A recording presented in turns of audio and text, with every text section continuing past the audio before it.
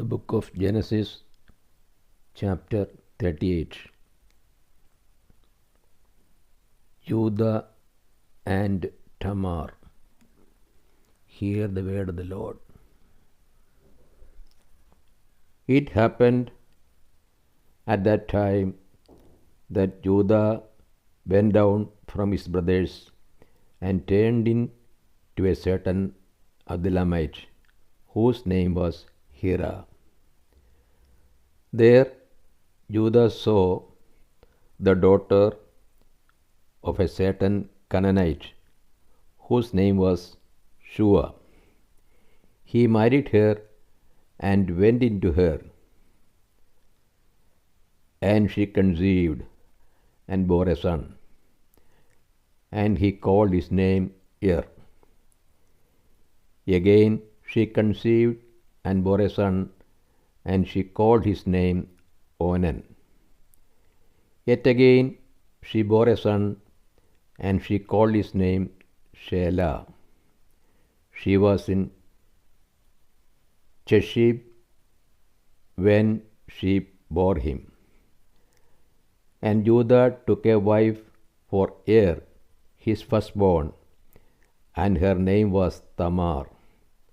But Er, Judah's firstborn, was wicked in the sight of the Lord, and the Lord slew him. Then Judah said to Onan, "Go in to your brother's wife, and perform the duty of a brother-in-law to her, and raise up offsprings for your brother." But Onan knew that the offspring would not be his. So when he went into his brother's wife, he spilled the semen on the ground, lest he should give offspring to his brother. And what he did was displeasing in the sight of the Lord, and he slew him also. Then Judah said to Tamar, his daughter-in-law, "Remaining widow in your father's house, till Shelah my son grows up," for he feared that he would die like his brothers. So Tamar went and dwelt in her father's house. In course of time, the wife of Judah, Shua's daughter, died, and when Judah was comforted, he went up to Timnah to his sheep shearers, he and his friend Hira the Adullamite. And when Tamar was told, "Your father-in-law is going up to Timnah to shear his sheep," she put off her widow's garments and put on a veil, wrapping herself up, and sat at the entrance to Enaim, which is on the road to Timnah, for she saw that Shelah was grown up, and she had not been given to him in marriage. When Judah saw her, he thought her to be a harlot, for she had covered her face. He went over to her at the roadside and said, "Come, let me come in to you," for he did not know that she was his daughter-in-law.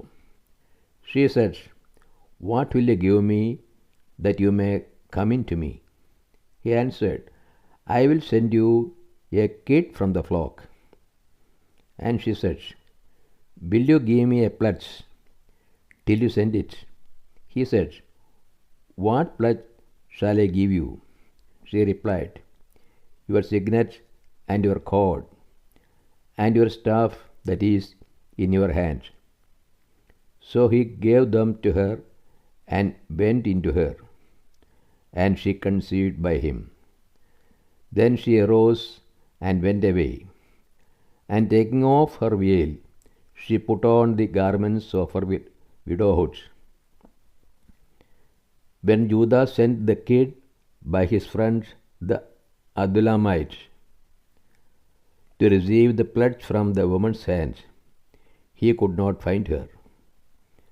And he asked the men of the place, where is the harlot who was at Enaim by the wayside? And they said, no harlot has been here. So he returned to Judah and said, I have not found her. And also the men of the place said, no harlot has been here. And Judah replied, let her keep the things as her own, lest we be laughed at. You see, I sent this kid and you could not find her. About 3 months later, Judah was told, Tamar, your daughter-in-law, has played the harlot, and moreover, she is with child by harlotry. And Judah said, bring her out and let her be burnt. As she was being brought out, she sent word to her father-in-law, by the man to whom these belong, I am with child. And she said, mark, I pray you, whose these are, the signet and the cord and the staff. Then Judah acknowledged them and said, she is more righteous than I, inasmuch as I did not give her to my son Shelah. And he did not lie with her again. When the time of her delivery came, there were twins in her womb. And when she was in labor, one put out a hand, and the midwife took and bound on his hand a scarlet thread, saying, this came out first. But as he drew back his hand, behold, his brother came out. And she said, what a breach you have made for yourself. Therefore his name was called Perez. Afterward his brother came out with a scarlet thread upon his hand, and his name was called Zerah. This is the word of the God to us. O Lord, open our hearts that we put in the practice that which you have revealed to us.